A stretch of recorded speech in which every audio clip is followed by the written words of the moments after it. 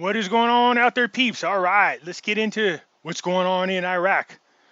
Of course, there's more good news, of course, and we're eagerly anticipating definitely a lot of news between now and the end of the month. So we're going to keep an eye on that. A quick reminder, especially when it comes to gold and silver, we're also expecting big news next month. It's not guaranteed, but we're going to keep an eye on it. I'm definitely positioning myself for more silver. Anyways, if you're considering buying precious metals, please give our friends over at Money Metals Exchange a consideration. The link is in the description. If you buy more than $100 worth of precious metal, use promo code Pimpy, P-I-M-P-Y, and get a free half ounce of silver. If you already got that free half ounce of silver, you can't get any more. All right, we got Pimpy's investment chat. It's the same name as the YouTube channel. Over here, we talk about investment ideas, gold, silver, cryptocurrencies, as well as foreign currency investments. No politics there, please. Bring that over to here. The hidden things in front of your eyes. You could talk about QAnon, politics, current events, 9/11, false flag events, all that here. Just be respectful of one another. And if you don't have Facebook and you got a Twitter, come join me over at Twitter. The link will be in the description. Come on over. Let's get into this. All right, real quick, what's going on over here? So the U.S. ambassador met with the president, Saleh, and all they talked about is what's going on there regarding the tensions. And I can think I know what's going on if you think about all the peace agreements that's taken place, plus the fact they're getting ready to reinstate the sanctions against Iran. Iran is really feeling squeezed, and so every now and then they shoot some missiles at us in the whole 9 yards. What the president wanted to talk to Toler about was doing what they can to keep the battle out of Iraq, and that's exactly what Trump wants to do.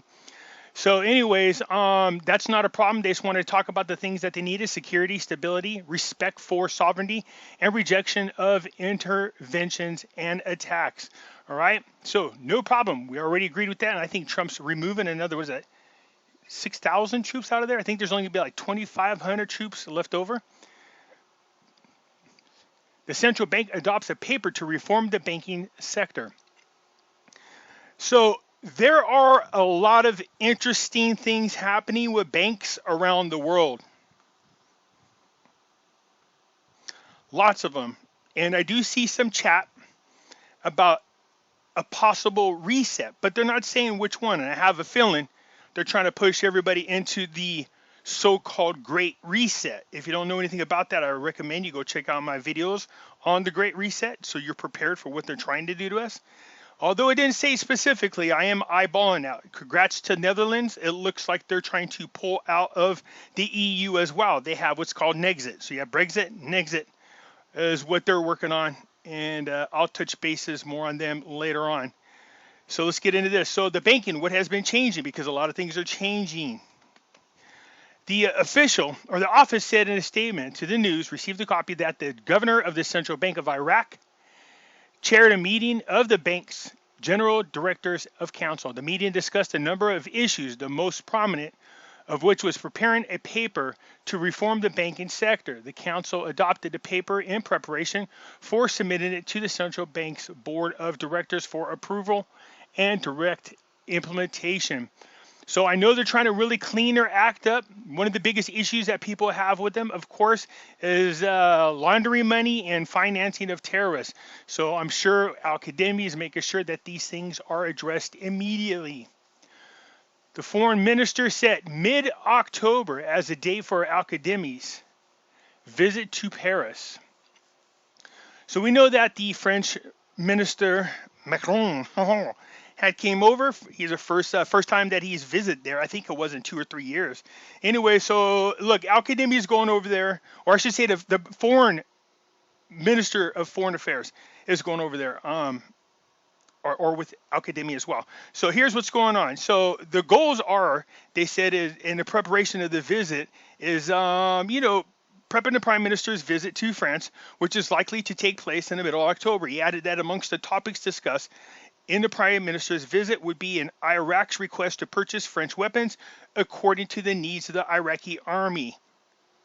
Of course, they're needing weapons as their armies rebuild, and also their police force. I saw an article on the police force rebuilding as well, and they're looking for former military people, which I think is a good idea. Hussein revealed that amongst the goals on his European tour, he asked that the European Parliament to send observers over to the parliamentary elections that are supposed to take place in Iraq next June. He also asked that the Union to remove his country's name from the list of countries that finance terrorism and allow money laundering. That's a big move.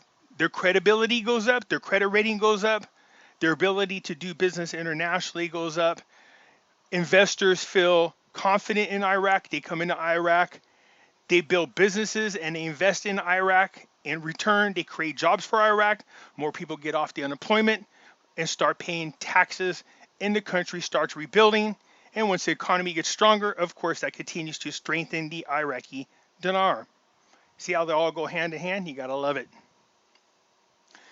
So anyways, they wanted to get removed off this list, and I'm curious to see if he's going to be able to pull that off. Earlier, the foreign minister announced that on the 18th that the prime minister will visit next month, while stressed the need for continuing French support for the Iraq within the framework of the international coalition to prevent the return of terrorist activity.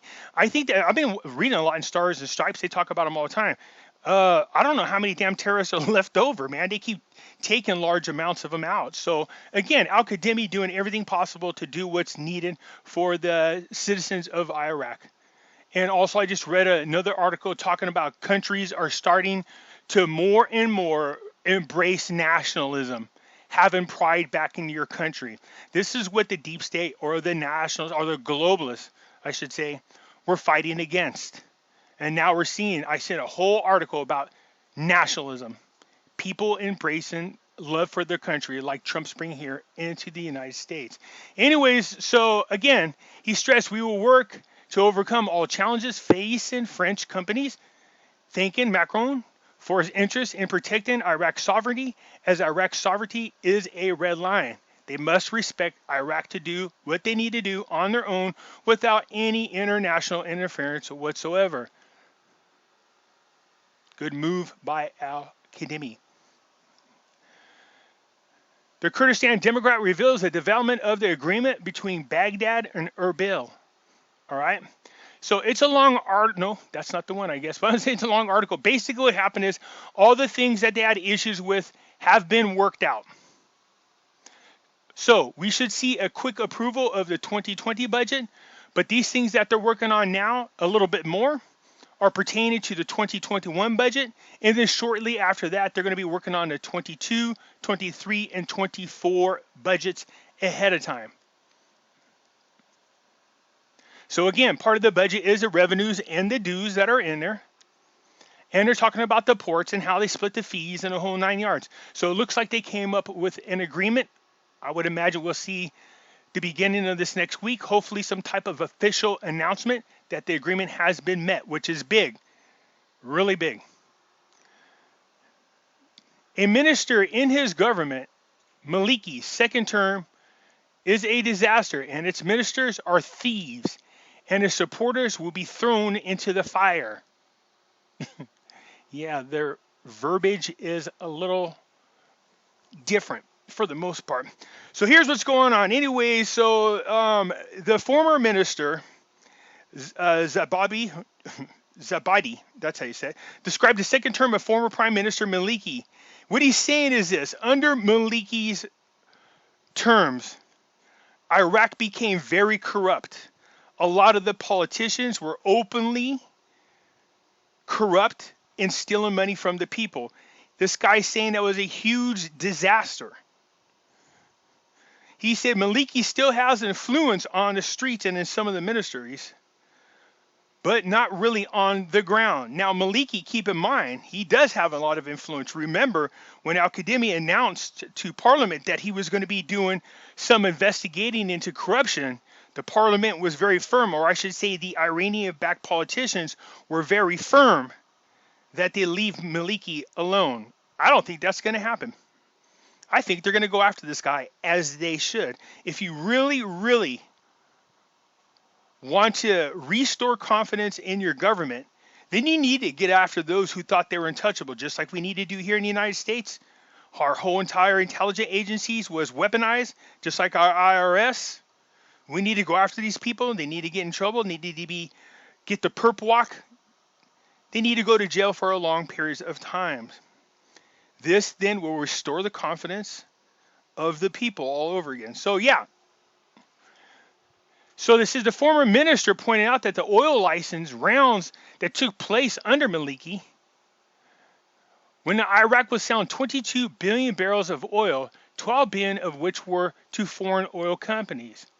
He's saying what they were doing is they were skimming off the top and making money off the Iraqi people and their oil. KRG moves to exert control over U.S. dollar exchange on local markets. That's right. Remember they were talking about how corrupt the central bank is and their auctions daily? That's changing. The Kurdistan Regional Government, Ministry of Finance and Economy said on Saturday that they moved to exert greater control over the exchange of the U.S. dollar and the Iraqi dinar in the region, saying it would take over responsibilities for currency auctions from the Central Bank of Iraq. The move comes as part of the effort by the KRG to capture more internally generated wealth through stricter enforcement of taxation and fee collection. So it looks like the auctions are being taken away from the Central Bank of Iraq. I remember they protested this move, but it looks like it's going to happen. Draining the swamp Maliki's doing. He has been actually going out there meeting with the protesters, like you see in his picture. I've heard many stories about this. And he's finding out who the people are that are responsible for massacring the protesters. And one of them has just been put on travel ban. By the order of Al-Qademi, a travel ban against suspect accused of committing the massacre on the demonstrators.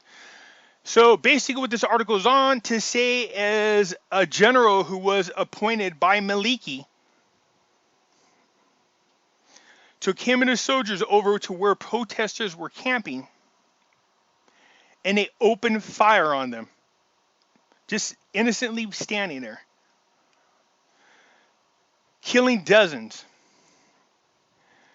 They were part of at least 560 protesters and security personnel killed during the protests, according to the government figures.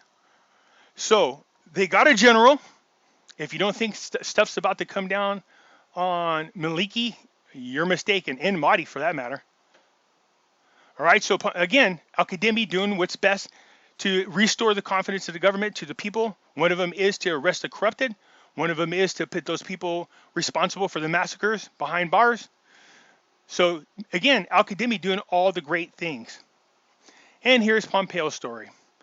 He's going to return to the UN to reimpose Iran sanctions next week. So the U.S. will return to the UN and reimpose sanctions on Iraq next week. So again, there's a lot of pressure. The more these Arab nations keep signing aboard this Middle East peace agreement that really just puts the squeeze on Iran in a big way, they're going to pretty soon, it's just a matter of time before they cave. They're already talking to Trump about some type of agreement, but before then, they're going to act like they're fighting like soldiers so they can save face. They're going to keep launching missiles and then tell everybody in their country that they killed all kinds of U.S. soldiers, which they didn't do, so that when they come to the peace agreement, they'll go, oh, the U.S. has begged us for a peace agreement, and that's how they try to save face. Nonetheless, I'm not sure it's going to matter.